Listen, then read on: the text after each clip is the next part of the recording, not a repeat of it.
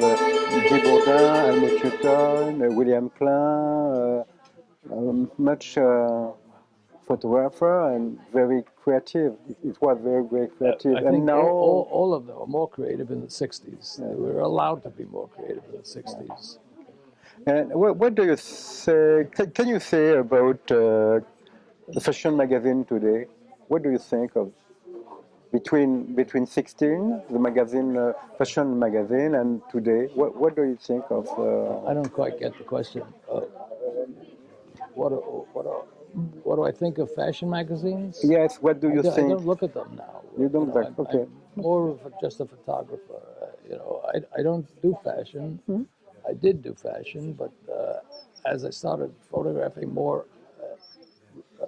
personalities in the streets, I very rarely look in the magazines. Okay. And I find them maybe repetitive.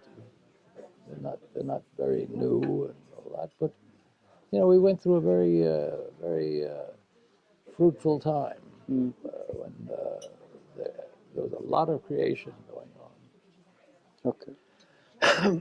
And at a moment, because except William Klein, only a few photographers became filmmaker.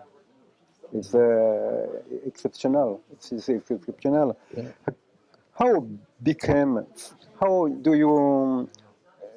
How do you live the fashion world? Fashion world, and how did you approach for the movie the intellectual approach? Because it's very different in pictures. You take a small instant. It's very close, and for a movie you need to a story. You need objective. You need it's totally different. Yeah, but It's opposite. When I started fashion, I didn't know what to do there. You watch, you learn, you experiment, and all that. And by that time, I had become very enamored with cinema, and I'd go to the movies all the time. I've been going to the movies since I was 10, maybe less than that. And you start to use it.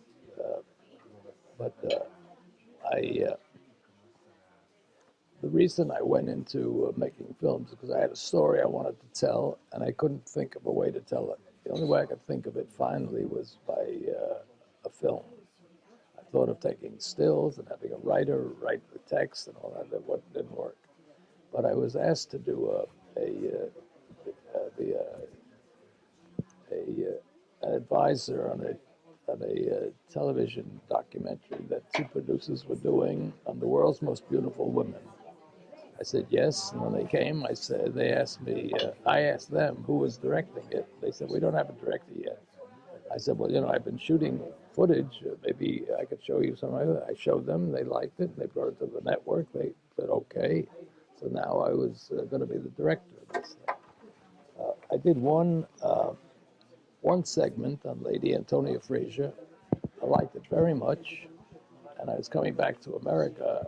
Whenever I had to come back to America to do some work, I was allowed to. But we were waiting in London for the Queen of Thailand to come in, and she canceled.